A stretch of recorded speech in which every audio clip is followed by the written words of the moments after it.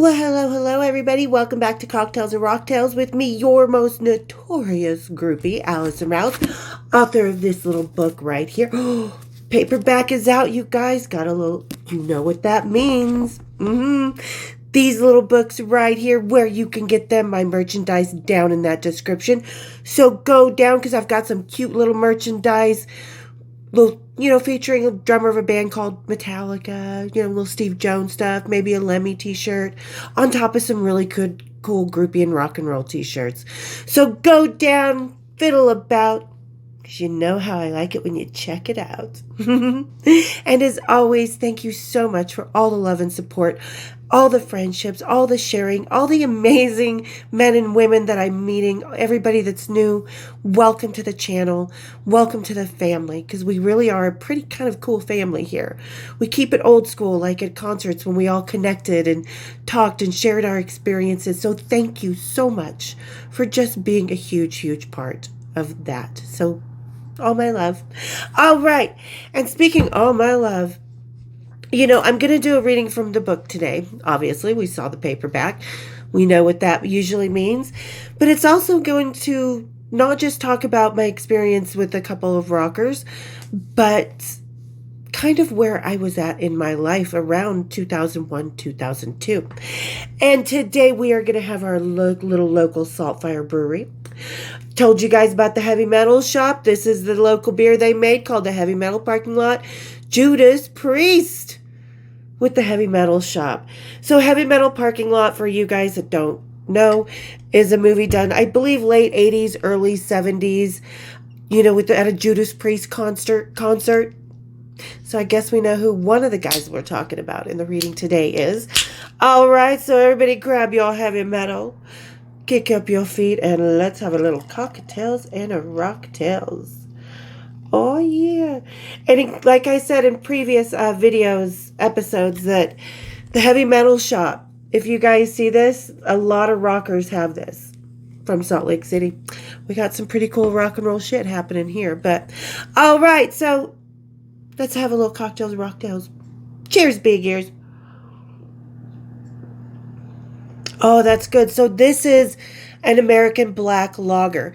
So a black lager is not going to be as heavy as a stout, but it's going to have that nice kind of rich flavor. As you can see, it's that dark. It's probably, if you like stout all year round like I do, this is probably your guy. Something like this, a black lager. But these guys at Saltfire, you guys rock. Like I say, we have such an amazing local brew community that are just above and beyond. So, woo, Saltfire did a good job on this one. Okay, speaking of jobs, we're going to talk about a specific job in a minute. And I do have to say this episode, because the nature could get a little racy or explicit, so I'm going to change up some of the words, probably to stay within guidelines. And if you didn't notice, there's a rated R thing at the front of this video. I had to put that because of the guideline violations that I had previously, which I'm now free of. Woohoo! Freedom! Let's have a party. All right. So I'm going to start with 2001, because 2001 was kind of a, very quiet year for me. I was starting college. I was kind of moving away from rock and roll. So, not starting college. I was in the full swing of college. I was studying art history, kind of planning the next chapter of my life, and I was trying to decide, who does that include? We all do that. All right. So this is 2001. Something happening here. Ooh, let me move this out of the way, because we know I'm going to drop shit. Okay. This is February 2001. I had been getting too comfortable with the Arab. I was finding a sanctuary in his world in bed. Plus, I was tiring of the stripping world. When I did make it back to Vegas and went to work, I pretty much went in, made the money I wanted in 2 hours, and left. I mean, where could I go after the top? For those of you who haven't read the book, there was a gentleman that I know, he's a Saudi prince, that he and I had previously known each other for several years, just started dating. I had been over in the Middle East with him, in Bahrain and Dubai. I mean, I was going to Dubai before everything. The Palms was not even built yet. It was just the Burj Al Arab and some really great stuff. It was not the Dubai we know of today. So, still kind of a really awesome little sleepy, hidden, luxurious place. And let's see. And I was pretty tired of the strip world. When I say I'd made it to the top, I had done 78 men's magazines, MTV, VH1, HBO, Spice Channel, Playboy Channel, XTV, Warp TV. I had done the Moulin Rouge. I had, done a lot of stuff. I was doing features at $6,000 a day, type of stuff like that. So where do you go once you've hit the pinnacle of your career, no matter what it is? Do you stay at that pinnacle or do you move on? When it comes to stripping, I was ready to move on. Because you can't stay in that one forever. Let's face it. I don't care how many plastic surgery. We did have one beautiful woman who started dancing at 40, and she was in very great shape. Little surgeries done, but she looked beautiful, and she found herself a sugar daddy. But that's not what I was about. I was more about kind of moving on. So, all right. Let's go. You either fall off or you drop off in true Jim Morrison fashion. And I don't mean dying in the tub kind of way. I mean in a disappearing to Paris kind of manner. I was going to disappear to the UK. Go to work for Sotheby's. All right. Only Bahrain was my Paris and Salah was a different sort of Jim. But I liked it. Too much. I knew I could never marry or be with him in any more of a capacity than what I was now. Even though important, still doomed. So as I went back to my American desert in the early year, I wondered if I was ever going back. I had to make that decision sooner or later, and I knew it later would be harder. It was pretty much now or never. And to take my mind off the Arab, who did not know of my intentions just yet, I distracted myself with my sweet little Texan, Vincent Paul.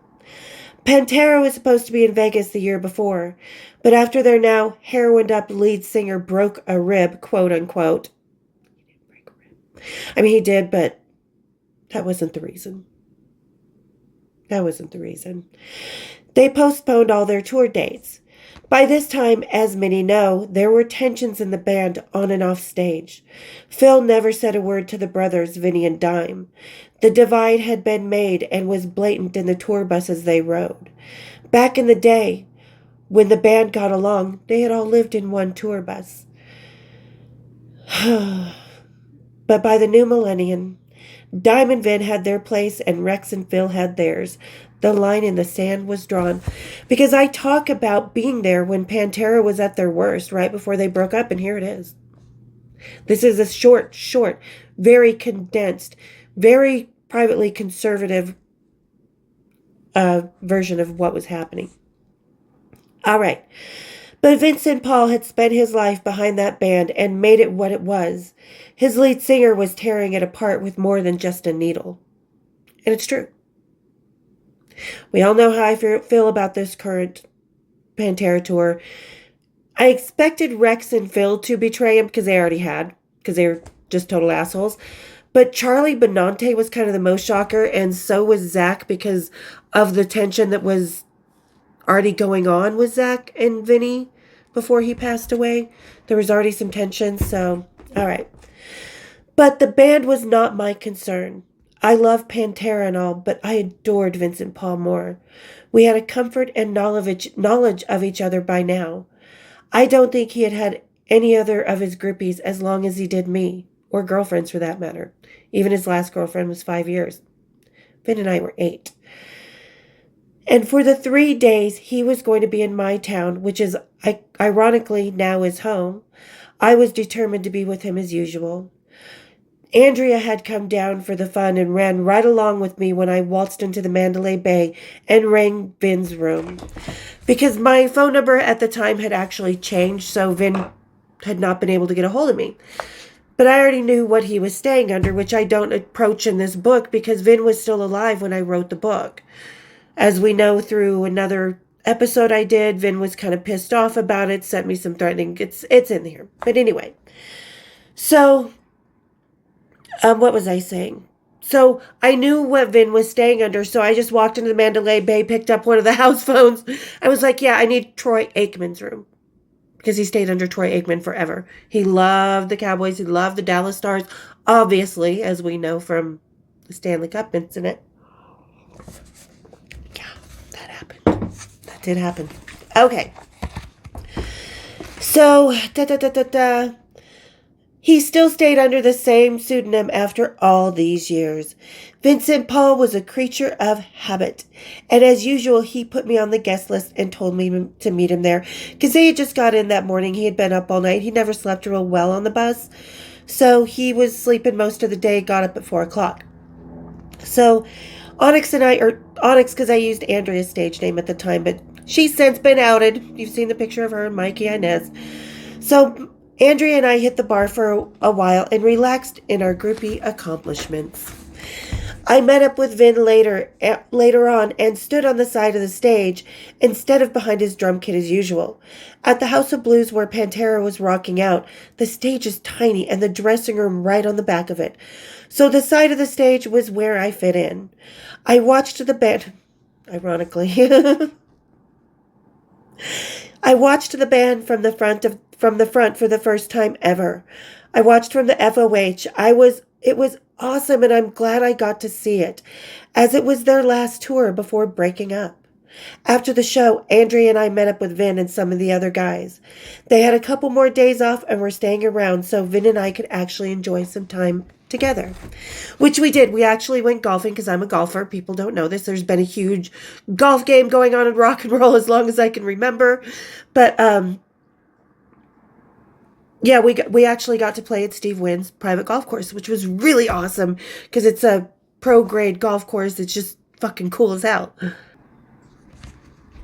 So I was excited that Vin and I could have some time off together. I always liked it when we had a few days off and could just, with any rocker, and you could just bond and hang out and have dinner, go touristing or whatever, watch movies, go to the movie, just be a normal couple, not be dealing with the rock and roll and the show and the traveling and everything. You just have 48 hours of stillness to be with each other.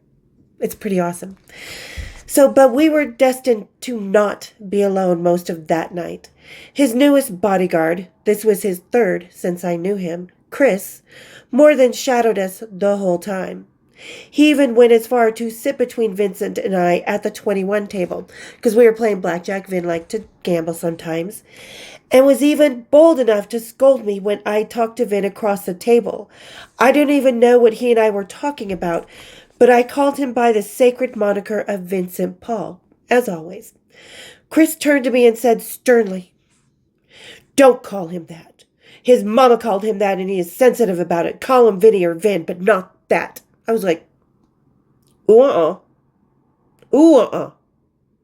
no, because this was about a year after Vin's mom, Carol, had passed of cancer. He had, she wasn't feeling good one day. He took her to the doctor 10 days later, and she was diagnosed with cancer and passed away within 10 days. So Vin was very close with Carol, and yeah, it was hard on him. So, "Call him Vinny or Vin, but not that," he said, alluding to the fact that Vinny's beloved mother passed away quickly after a diagnosis of cancer just the year before. Vincent Paul waited with sparkling eyes for my reaction. He knew me by then. When I get that look on my face, and this eyebrow goes up to my fucking hairline. I turned to the new boy on the block and raised my sinister eyebrow. See? Sometimes I don't even know what I'm reading, because when I wrote the book, I never read the book after I was done. I just wrote it. So I have called him Vincent Paul since the I have called him Vincent Paul since the day he and I first got together, and I will call him that till the day I die. I warned him with that certain tone, accompanied by my best bitch smile. Before Chris could answer, Vin chimed in with a sweet little smile and his baby blues focused happily in my direction. "Hey, Chris, it's okay. She can call me that. It's comforting." Aw, sweet Vincent Paul defended me against the big bad Chris. He was going to get extra dick sucking tonight for sure. Okay, again. All right. But really, it felt good to know that Vin felt good enough around me to have me be the last person on the face of the earth to call him that. The morning he left, he needed to go by the Hard Rock and pick up some souvenirs. As he got back into my car, he plopped down a bag with a gift for me. And this is, I left out, the golfing and everything else that we were doing, so that was kind of left out. But yeah, we just were going to dinner, golfing, drinking, playing some 21, doing the normal stuff that we did when he was in town. So inside was some little long hairy furry purse thingy, and it got stolen and I loved this purse. It was just this little purse about yay big, kind of square, like those little ones that you flip over your shoulder and they're this kind of oblong. It was like that, but it had this kind of curly red and white, not red, but kind of an amber color, and white kind of curly sheep hair. Because he had noticed I had a different purse every night. So that's what I say. He had noticed I had a different purse every night and thought this would be an original addition to my collection. It was original, all right, but the sweetest gesture coming from the most unexpected place. I still have that purse. I think I used it once during the Sundance Film Festival, and people loved it as an accessory for the snowy setting. But other than that, it really wasn't my taste. But it was Dior. So after I dropped Vincent Paul off back at the Mandalay Bay, we kissed sweetly, and he promised for the millionth time in 7 years to call, as he always did. And he normally did call, but he just didn't have my number at the time. I just changed it. But my mind was off already and trying to decide my fate. Go back to Sala and the denial of the end, or stay here and get on with things.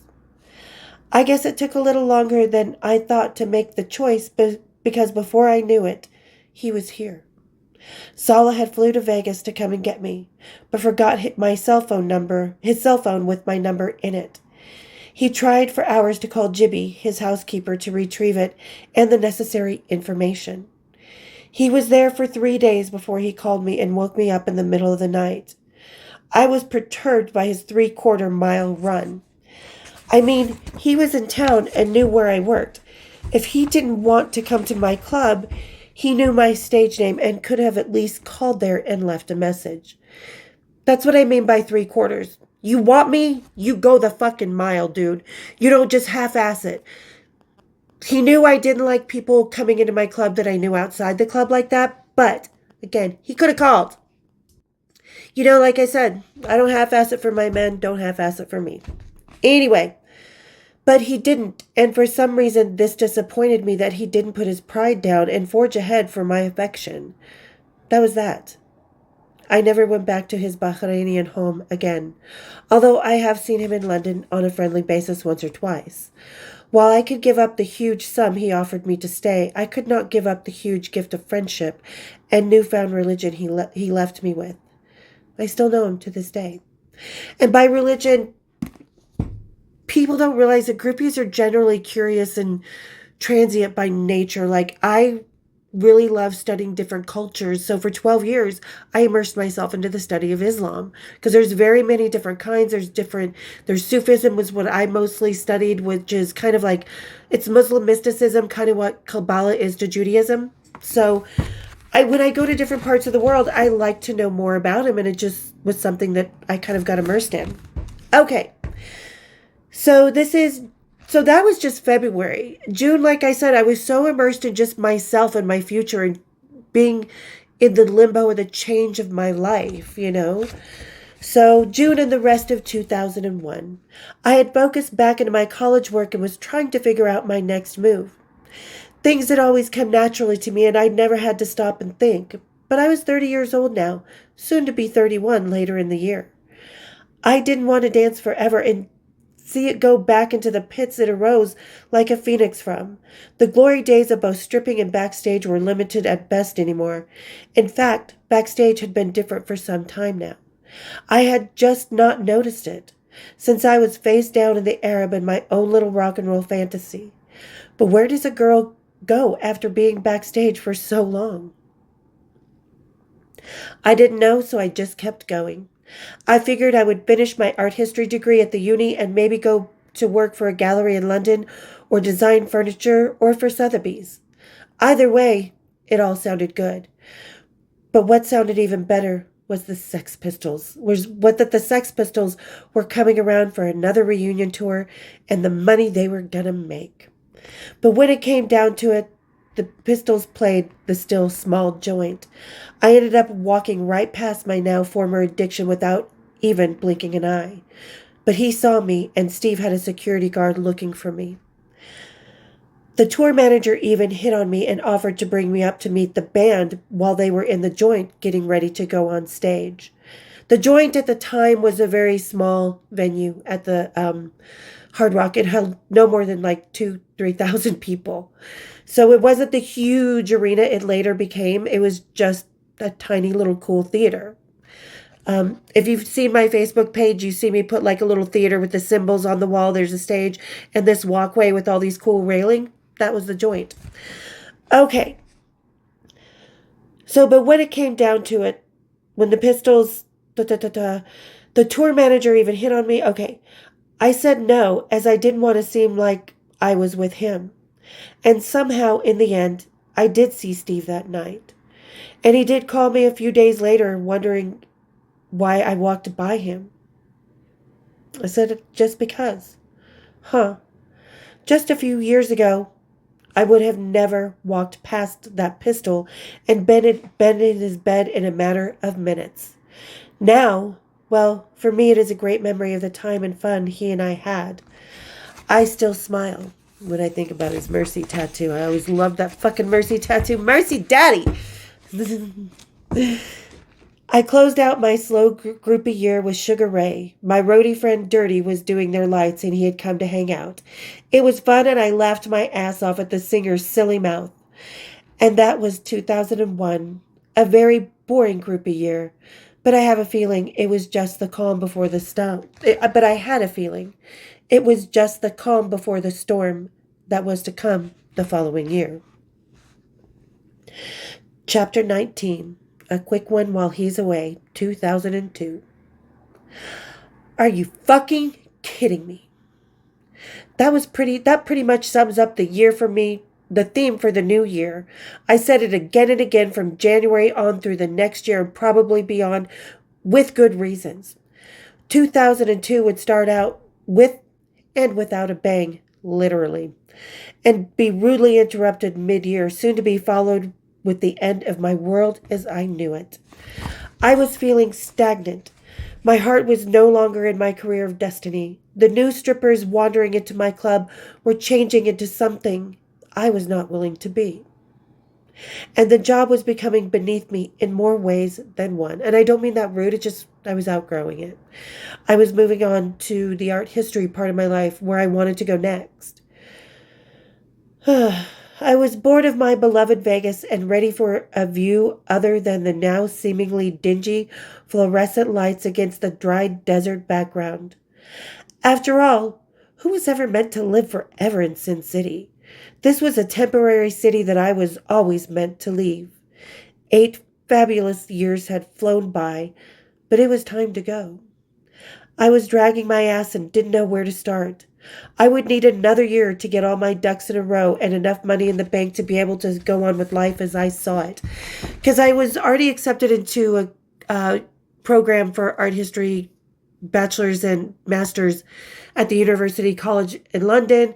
I still had some more that I needed to finish at the UNLV in Vegas.